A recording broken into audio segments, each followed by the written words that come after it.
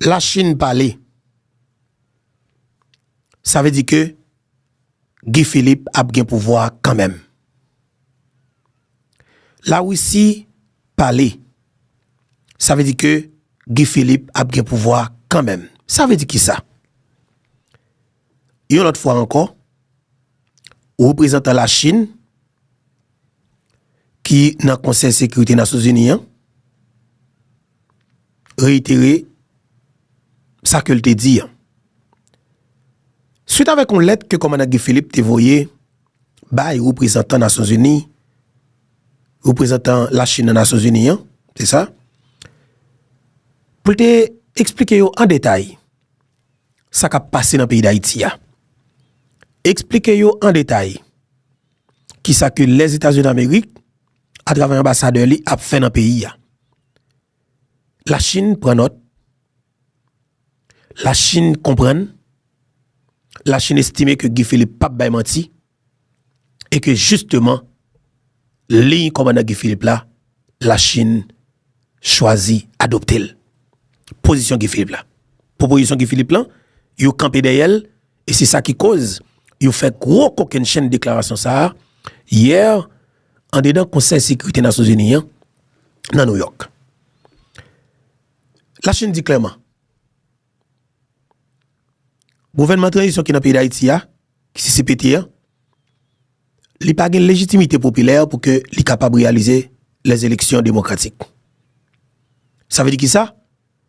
Il n'a pas inspiré le peuple à confiance. Et c'est là, oui, Guy Philippe gagne boulevard devant.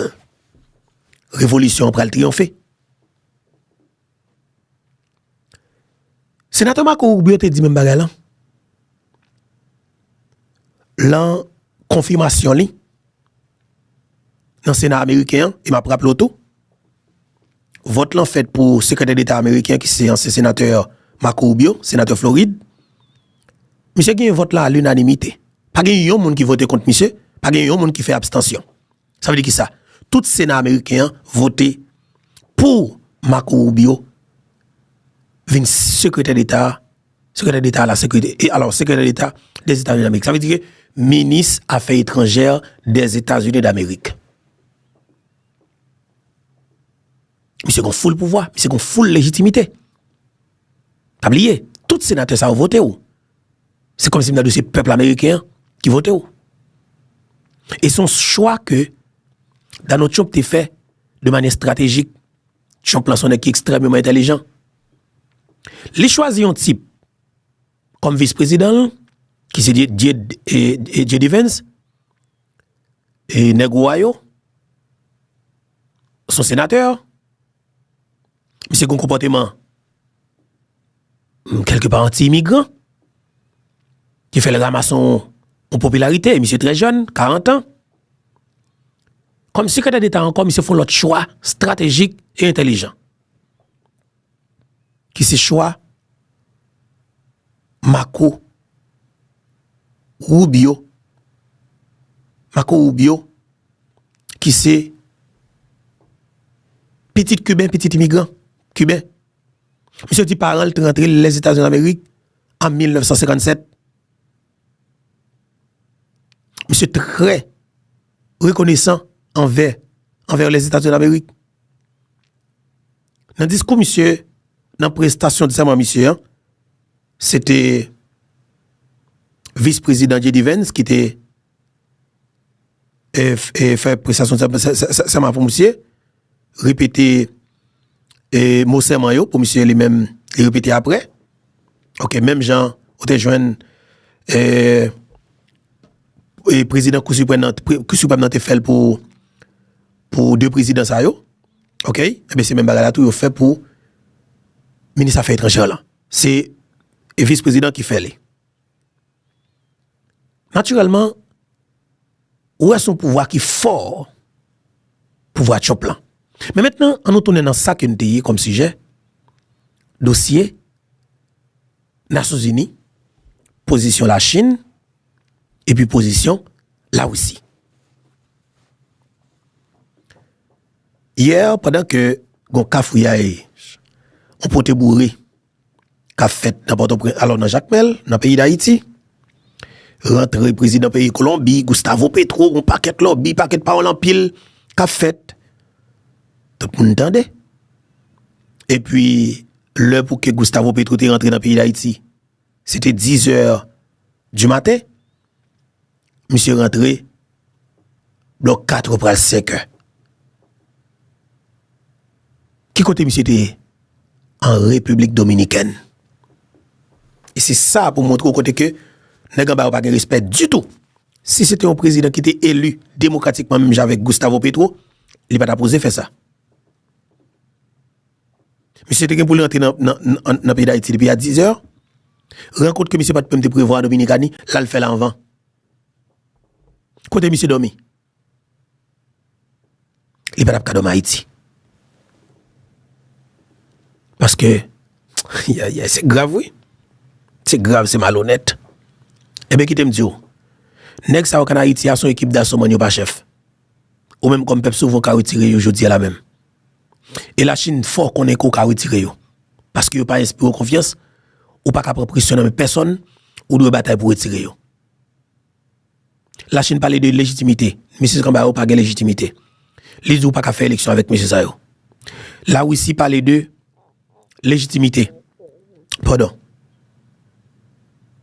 On ne s'est pas inspiré confiance.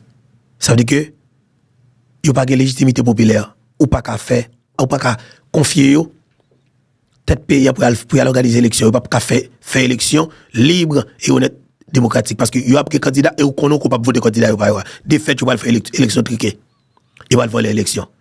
Et il va imposer ou choix par avec violence parce que c'est violence qui a fait sous et c'est violence qui mettait là.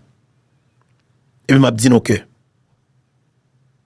jette la marée 14. Dans le moment où on a parlé là, jette la marée 14.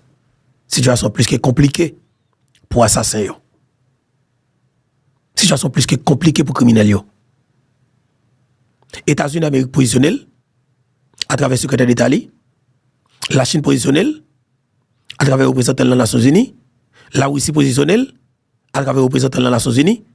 De fait, CPT a tombé. Guy Philippe, il vient avec vous-même pour que vous baillez mot d'ordre là et puis pour le peuple marquer gol là. Période. Jeudi, c'est 23 janvier 2024. Alors 2025, pardon. Samy, 2024, la première sortie dans la tête, c'est chargé. Et 23 janvier 2025, moi, suis content pour que moi dise bonjour, bonsoir tout le monde. Dépendamment de qui ou de quelle heure, vous attendez nous et vous regardez nous. Encore une fois, c'est vraiment un plaisir pour moi pour que nous ensemble avec nous sur la plateforme Panouan, qui est la plateforme YouTube, Info, Bertoa. Je de nous partager, commenter, like et puis abonner si nous pouvons abonner avec groupe plateforme ça, plateforme qui fait travail pays ça, plateforme sérieux, plateforme senti bon, plateforme garçon canson, plateforme qui pas peur rien, plateforme qui croit que c'est notre travail ça que nous fait là et que nous capable de délivrer ce pays, plateforme qui croit que c'est combat que nous mené et que nous capable de retirer Haïti dans sa culture là, plateforme YouTube Maman Pemba, Info Bertoa. Je de nous partager pour nous commenter, like et puis abonner si vous pouvez abonner. Très très intéressant.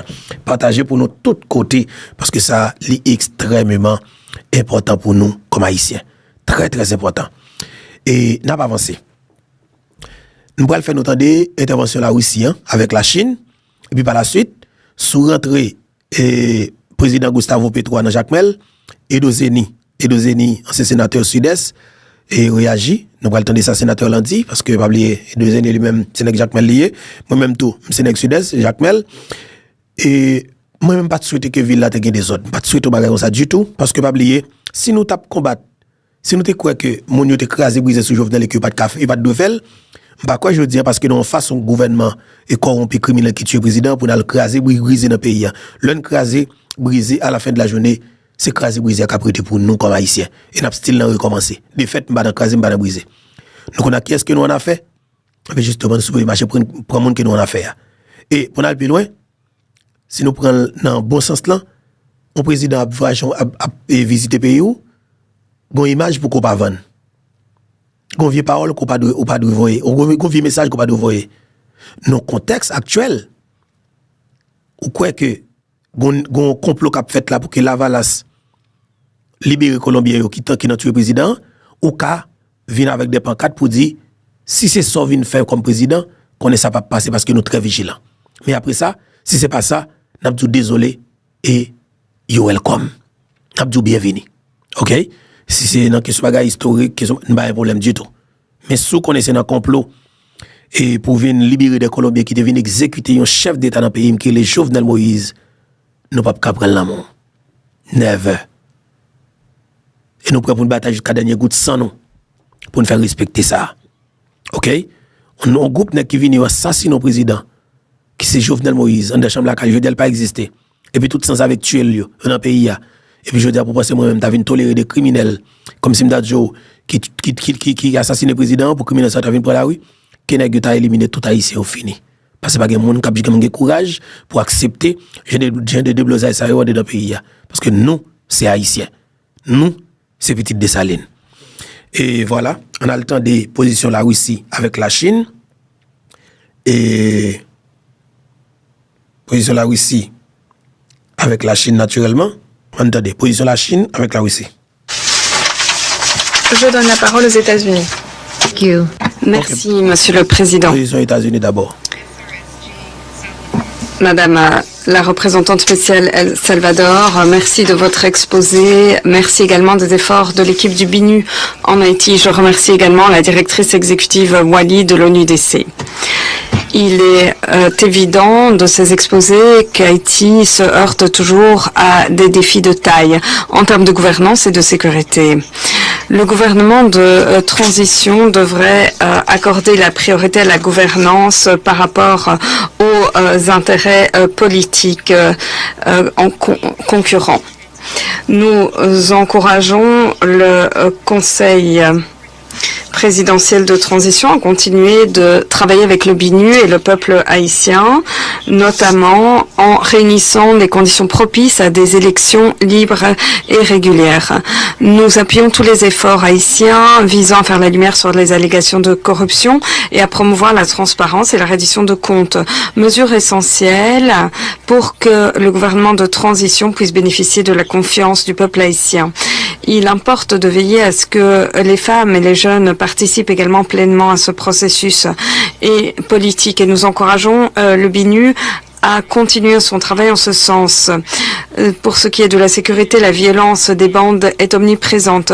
Les attaques coordonnées de ces bandes ont fait fuir des milliers de personnes de leur foyer et ces violences se poursuivent à des taux alarmants. Meurtres, viols, recrutement forcé, exploitation, encore traite des enfants par les gangs. Les États-Unis condamnent les attaques et l'escalade des violences à Port-au-Prince et partout dans le pays. La brutalité des bandes continue de terroriser la population haïtienne. Leur coupe l'accès aux services essentiels, dont à l'aide humanitaire. En septembre, le Conseil de sécurité a désigné 2 personnes pour le gel des avoirs et l'interdiction de voyager. Nous nous félicitons des efforts de la mission sous la houlette du Kenya qui aide Haïti à stabiliser la situation et nous encourageons les donateurs internationaux à accroître leur financement. Plus que jamais, les conditions de sécurité doivent être améliorées. En travaillant étroitement avec la police nationale d'Haïti, la mission a pu protéger les résidents dans différentes zones, a pu confisquer des armes et éliminer plusieurs membres des bandes. Nous nous félicitons de l'évaluation globale en cours aux Nations Unies et nous attendons avec intérêt le rapport du secrétaire général présentant toute une gamme d'options quant au rôle que pourrait endosser l'ONU pour régler cette crise. Les États-Unis, quant à eux, utilisent tous les outils à leur disposition. Nous travaillons étroitement avec le BINU, le gouvernement haïtien, la mission et la communauté internationale afin d'aller de l'avant, afin d'aider le peuple haïtien face à cette crise multidimensionnelle. Haïti a besoin d'une aide humanitaire pour fournir des services essentiels. Nous appelons toutes les parties à respecter les organisations humanitaires qui sont en Haïti pour fournir une aide alimentaire, des médicaments et autres aides indispensable aux personnes dans le besoin. En guise de conclusion, le peuple haïtien doit bénéficier de la liberté, de la sécurité pour vaquer à ses occupations quotidiennes, que ce soit aller à l'école ou au travail. Nous sommes prêts à aider le peuple haïtien pour que la paix, la sécurité, la prospérité qu'il mérite puissent enfin régner. Merci. Je remercie la représentante des États-Unis de sa déclaration et je donne à présent la parole à la Fédération de Russie. Monsieur le Président, nous remercions la représentante spéciale du secrétaire général, Mario Salvador, et la directrice exécutive, Ghada Wali, pour leurs exposés sur la situation en Haïti. Chaque fois après de tels exposés, hélas, l'on est persuadé que la dégradation de la situation dans ce pays n'a pas de limite. L'on constate que le nombre de meurtres et d'actes de violence continue d'aller croissant et met Haïti sur le même pied que des États qui sont en situation de conflit armé interne. L'année écoulée a été la plus sanglante dans l'histoire contemporaine d'Haïti et les massacres à Wharf, Jérémie et à Petit-Rivière ne sont que les dernières preuves choquantes du chaos qui a engouffré la nation haïtienne. Cette anarchie n'est pas un hasard, c'est le résultat d'un vide démocratique, de pouvoir démocratique dans le pays. Les structures provisoires mises en place selon des recettes étrangères ne peuvent pas faire face aux défis actuels et ont perdu la confiance du peuple. Le Conseil présidentiel de transition n'a pas non plus pu convaincre les Haïtiens de sa légitimité. Pour l'instant, l'on ne voit pas de perspective d'organisation d'élections. Nous appelons les principales forces politiques locales qui sont responsables de surmonter la crise à laisser de côté leurs divergences et œuvrer pour sauver leur pays et leurs concitoyens. Si les Haïtiens ne veulent pas s'organiser comme il se doit, personne ne pourra apporter dans leur pays la stabilité et réunir des conditions propices à un développement durable et graduel. Nous comprenons que les capacités des autorités locales à garantir la sécurité de la population sont insuffisantes et que la police locale, trop peu nombreuse, en dépit de sa résilience, ne peut faire face au chaos des bandes. Il y a un peu plus d'un an et demi, on a essayé de nous convaincre qu'on avait trouvé une solution, que le Conseil ne devait qu'entériner la création d'une mission de l'ONU et qu'ensuite on pourrait la financer, fournir la logistique. Mais hélas, nous avons tous vu rapidement que ce n'était pas le cas.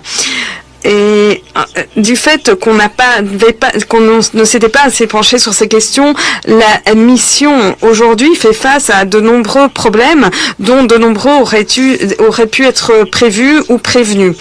Nous rendons hommage à la bravoure des policiers du Kenya et des pays de la région et nous constatons que récemment un nouveau contingent de Nairobi est arrivé.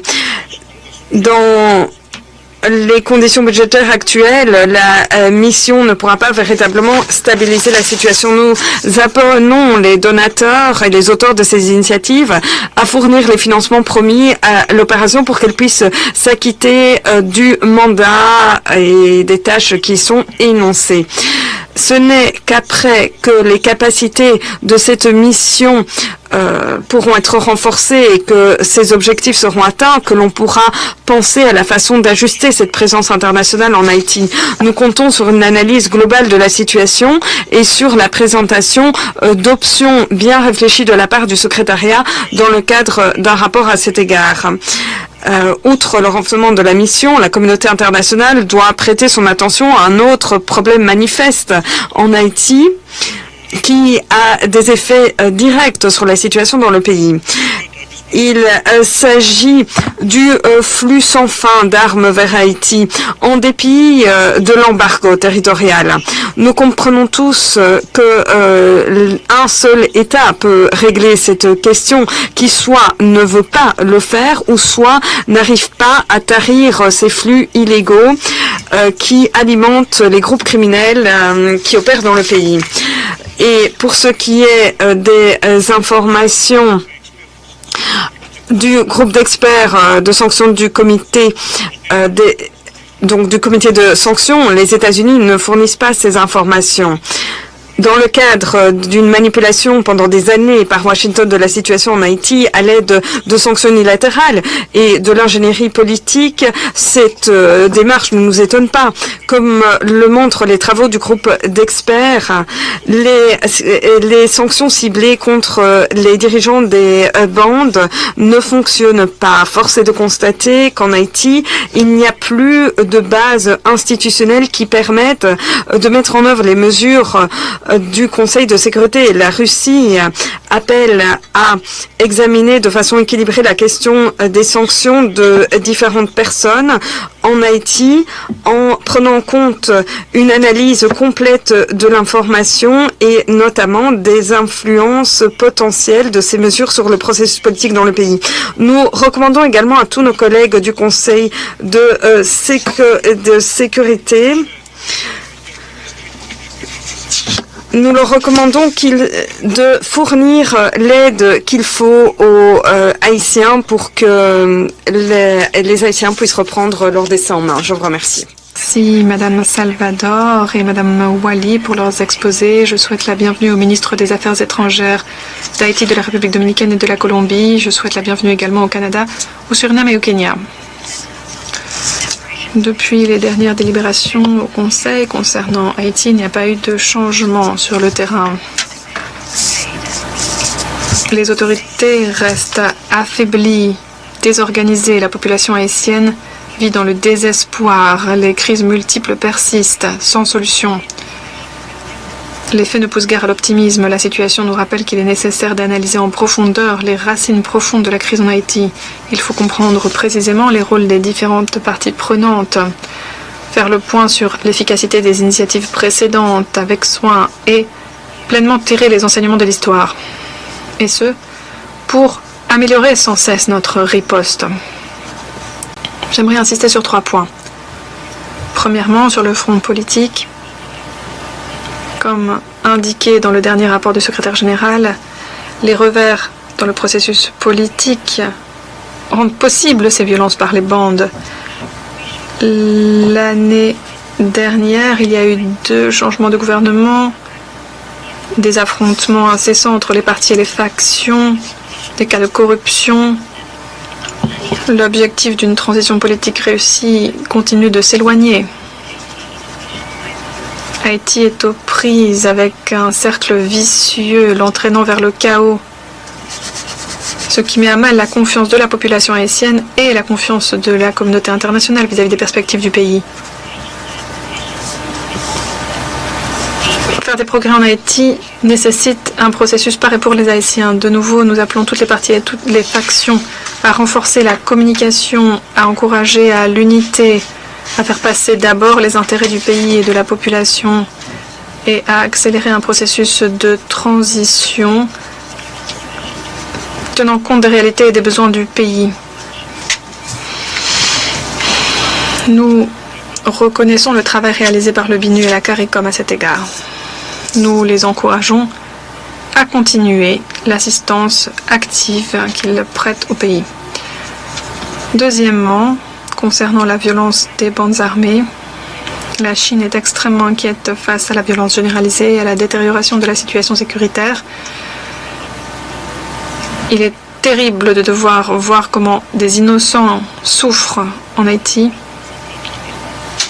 Les autorités, avec l'appui de la communauté internationale, doivent adopter toutes les mesures nécessaires pour endiguer la violence et faire régner l'ordre de nouveau. À présent, la question des gangs est de plus en plus complexe.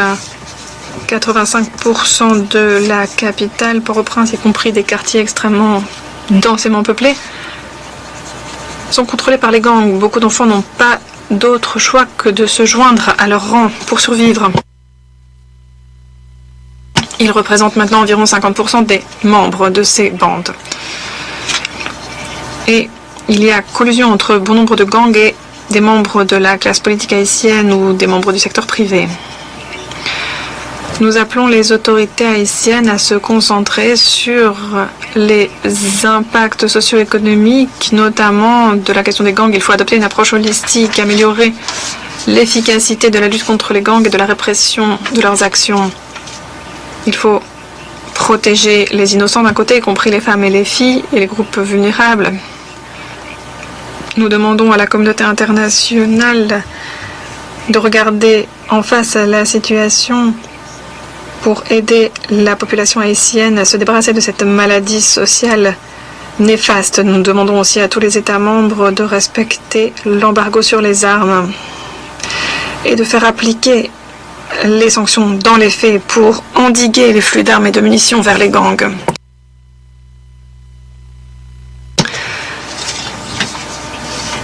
Il convient de noter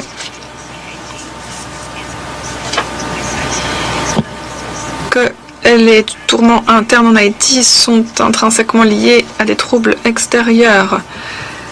On touche là à un facteur important, l'ingérence des États-Unis, qui a une responsabilité qui ne saurait être niée dans le sort actuel du pays et de son peuple. Pendant des décennies, les États-Unis ont encore et encore demandé à l'ONU d'intervenir en Haïti.